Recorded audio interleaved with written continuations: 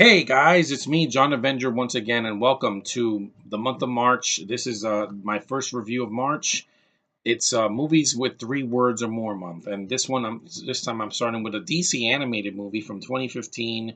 I just saw it; it's good. I really enjoyed it, and I got it for $1, so not a bad deal. Justice League: Gods and Monsters.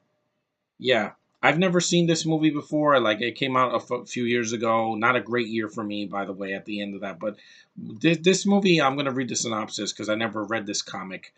From animation legend Bruce Timm comes an all new original movie. It is original. I've never seen it before. So, a seemingly familiar skyline reveals itself to, though upon closer inspection, this is not the metropolis we know.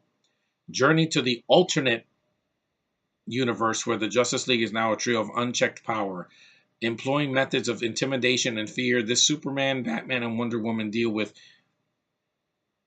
justice with brute force. And when a group of famed scientists experience a series of deadly accidents, a government task force follows the trail of clues to the Tower of Justice. It's a high stakes game of intrigue, mystery, and action that asks the question: how do you serve justice to those above the law? Yeah, that's the synopsis in a nutshell. And basically, yes, 76 minutes long. It's very short.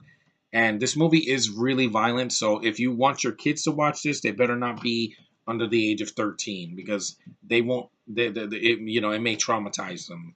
Like this makes Batman the Animated Series look like Barney the Dinosaur in comparison because that was dark, but it was not as violent as this.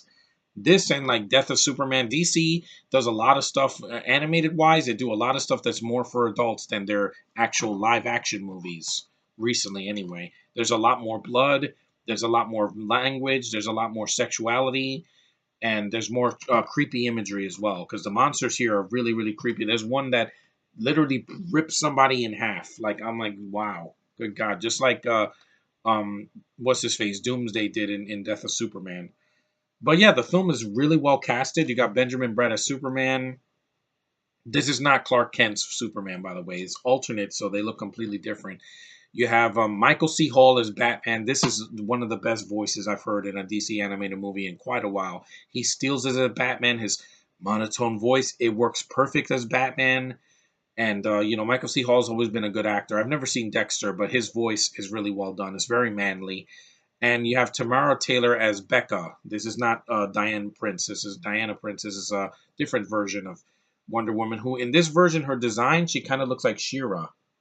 Yeah, the princess of the universe. Yeah, she kind of looks like Shira. That's what I was thinking of. She has red hair, not black, and she has a nice helmet, and it has a W on it, so you still know it's Wonder Woman. But I like that it's alternate, that it's different. It's not a complete copy of the real, the normal Justice League that we see. I did have some problems with the movie though. I thought some of the designs I didn't care for, like Superman's design. He has a leather jacket. He looks weird. He looks like he's from the Matrix. And also, that I didn't like the. I thought the third act was weaker than the first 2 acts. Like the first 2 acts, lots of blood, lots of intrigue, good storyline, some imagery that I would not expect from an animated movie. But then the third act is just very formulaic. It's just the Justice League, fighting off the army and the whatchamacallit, the cops and everything, the authorities. And I'm like, it's a little formulaic. I've seen this before. If you've seen any other DC animated movie, you've seen this kind of ending. And it's a little anticlimactic. That's all I have the problem. That's the only problems I have. Also, this may sound weird because this movie's so dark, which it doesn't bother me, but I think they could have put a little more humor in it. Just saying, just to even things out. I mean, Aquaman had plenty of humor. Wonder Woman had plenty of humor, just to ease the tension. I was like, I didn't laugh. I mean, this is not a comedy. Trust me, this is not a comedy. This or Justice League Dark, but I think there could have been like, I don't know, some comedic things, but just a little bit. I guess they didn't want to put like topical humor in something so dark and adult oriented. But yeah, the rest of the cast is fine. The voice of Lois, the voice of Lex Luthor. I thought Jason Isaac was okay. It didn't. It could have been anybody. The animation is stunning. I love this hand drawn animation. It looks just like the '90s cartoons from Batman and Superman, but It's catered more for adults because they animate the blood very well. Like half of these people get beaten up, massacred, their faces are brutalized. There's a scene where a guy injects himself with a needle and has gross fangs and he bites a guy. I'm like, they're not going to find that in a kids' cartoon. Thank God that Disney doesn't own DC, because good God, if they own DC, they would just own the world, because then every movie would be sanitized. And I don't want everything to be safe, guys. This is not safe. Half of these DC movies, when they're PG-13, they're very strong PG-13. You would think, oh, it's animated, it's for kids. They could see it. It's very child friendly. No, these are not kid friendly. They're very, very adult. Think Deadpool, just without the F bombs and the sexual stuff from the first one. Yeah, that's basically what this is. It's a very strong PG 13.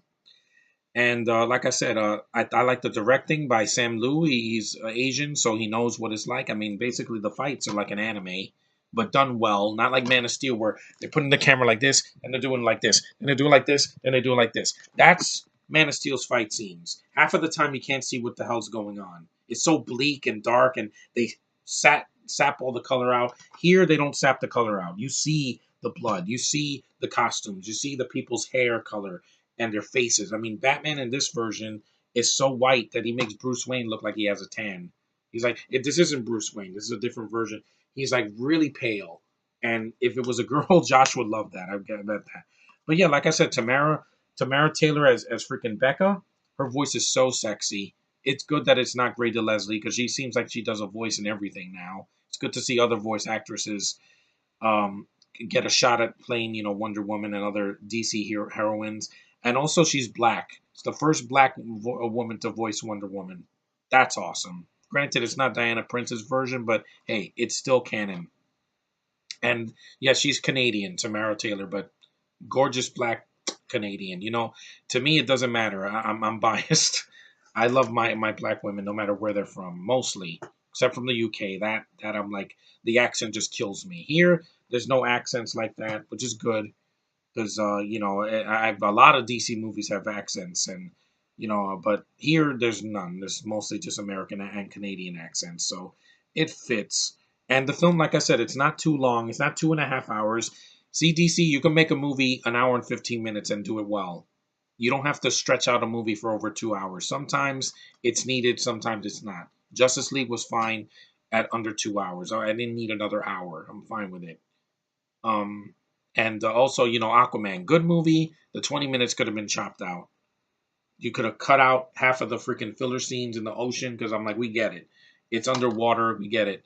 And but there's a lot of characters that are just there to just say a line and then disappear. Here, it's short and sweet, and that's what I wanted. It's to the point, and it's fast paced. There's a lot of action, good storyline. It doesn't drag for like 20 or 30 minutes. And like I said, it's a good movie, but it's not for kids. Most of these movies, read the rating on the back, guys. If it says PG-13 or R, don't let your kids watch it.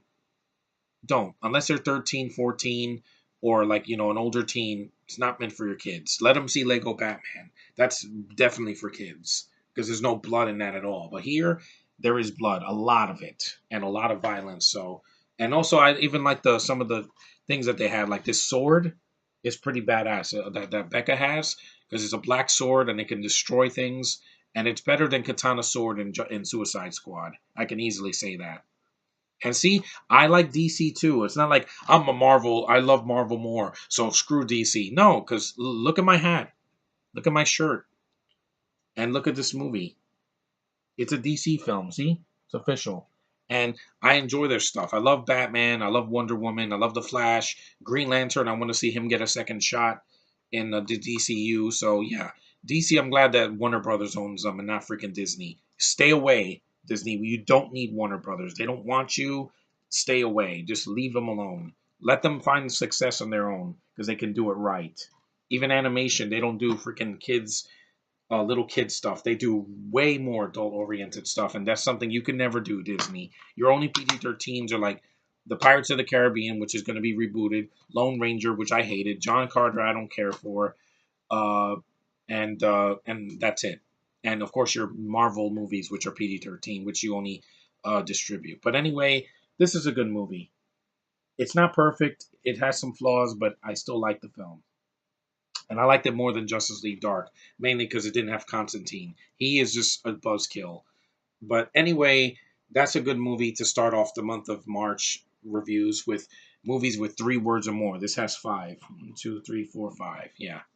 So thanks for watching. Take care, and I'll see you guys in the next review. Excuse me. Sorry about that. But anyway, later, guys.